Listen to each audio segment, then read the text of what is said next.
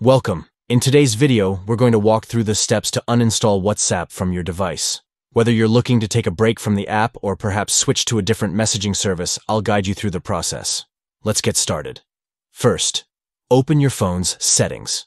This is the control center for your device, where you can manage everything from network connections to application settings. Once you're in the settings menu, look for the option labeled Apps or Applications. The exact wording may vary depending on your device, but it should be easy to find.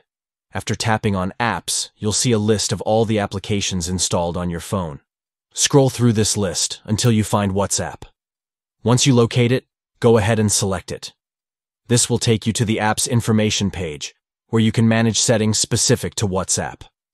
Now, you're almost there. Look for the Uninstall option, typically located near the top of the screen or at the bottom right corner. Tap on Uninstall, and a confirmation message will pop up asking if you're sure you want to remove the app. Take a moment to consider this decision. Uninstalling WhatsApp will remove all your chat history, media, and settings associated with the app. If you're certain about your choice, confirm the uninstallation. The app will then be removed from your device.